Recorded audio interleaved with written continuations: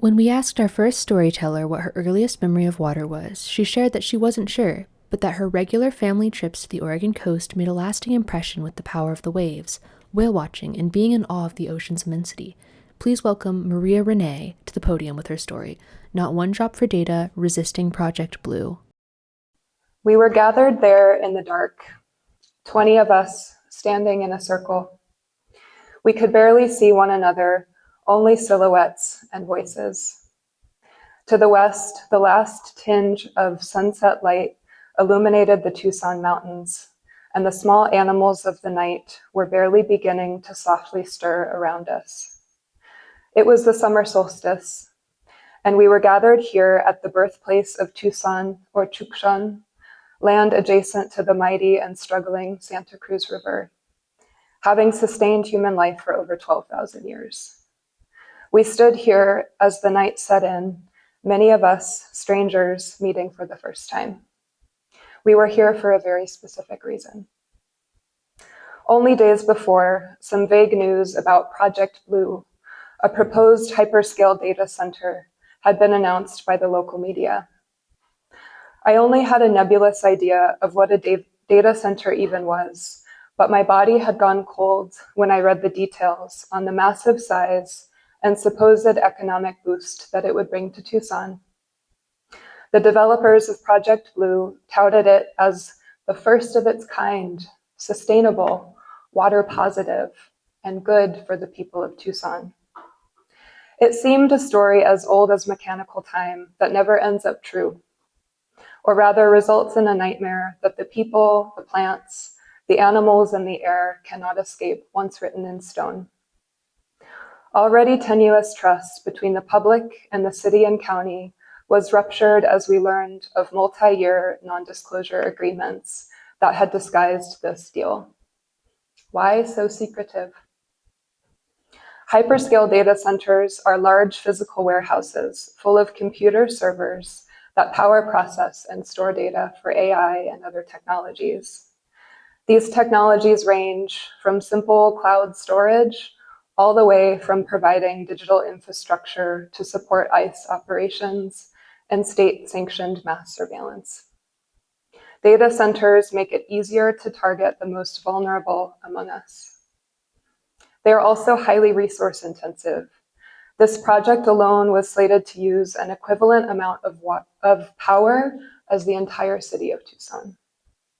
Another shocking detail was that this project would use nearly 10 million gallons of water per day for cooling purposes alone, and more considering the additional amount needed for its lengthy construction phase. These statistics are staggering for any locale, but the concern was felt intensely in the context of a quickly warming region with ongoing long-term drought since the 90s. This summer, due to the lack of rain, some mountain slopes already bore the brown, deadened swaths of plant life, and areas typical with birdsong were quiet. So we gathered there in the dark at the birthplace of Tucson, where people like the Tana'atam had gathered since time immemorial, because we had to. Because we cared about where we live and all share a common concern about this Project Blue. Around the circle we went, hearing the ideas, the visions, the places to begin organizing in order to resist this data center and to protect our home. On that day, our coalition, the No Desert Data Center Coalition, was born. We only had 7 weeks to fight back. Time sped up, but carried us well. It was as if the spirits of that land heard our commitment that day and led us through a massive effort with ease. Somehow we knew exactly what to do, and we never questioned any of it. We gathered for meetings in homes. We mapped out plans for a website, brochures, and presentations for town halls. We went door to door, hosted sign-making events, learned everything we could, and shared everything we learned. No matter what, we weren't going to let Project Blue be built. As a child, I grew up on the edges of Phoenix, not far from where the end of the Santa Cruz River meets the Gila River. Despite my disdain for suburban life and all it seemed to separate itself from, It taught me everything about what is missing. Luckily, the Sonoran Desert was there too, showing me all that was real and wild. I remember gazing out of the windows of my childhood home in the summertime, watching the dusty pink monsoon sky roll in, with all its intensity of wind and lightning and eventual downpour of pouring rain. The dry earth would suddenly flood, the desert plants would green and flower, and the animals would emerge as if to celebrate. In the winters, I'd watch the mood of the mountain shift as it regularly became encapsulated in a cloud of fog. It would immediately become magic and mysterious, like a whole new world come alive with the lightness of January rain. Nobody ever spoke of the rivers. The ephemeral Santa Cruz and the once perennial Gila were and are revered lifelines to the original peoples of this place. Now they largely wind through the desert like ghosts. If I looked to the people of suburbia for advice about water, they wouldn't know much about where it came from or how much remained, and wouldn't caution to be mindful with its use. If I looked to the desert for advice about water, it was abundantly clear that water was everything. The dry seasons and periods of drought knew exactly of water's preciousness. Rainy months called everything to life, and the desert beings knew exactly how to honor its presence. They would absorb only what they needed, knowing that it might be some time before the next rain. Tucson, August 6, 2025. It was the date our coalition had been working so hard to prepare for. The city council was to vote on the annexation of the land for Project Blue. If approved, it would allow the data center to receive water from the municipal water utility, siphoning those 10 million gallons of water per day from other purposes, including recharging the Santa Cruz River. Over the weeks, we had built immense people power.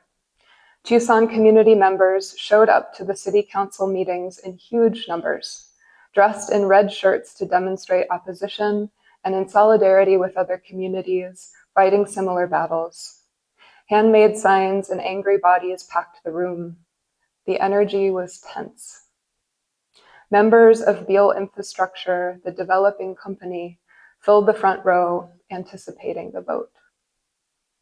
As the topic of Project Blue advanced as the next agenda item, the room went silent. We were all holding our breath. So much was on the line. After council members held a brief discussion, there was a motion to reject the deal then and there. Unanimously, every city council member voted the project down. The room erupted in joy and cheers. We stood as the developers slinked out with their heads held low. We, the people of Tucson, were a force protecting our community, the desert, and the precious water from extractive industry. That day, we celebrated until after sundown, feeling in our bones that projects like these are not inevitabilities.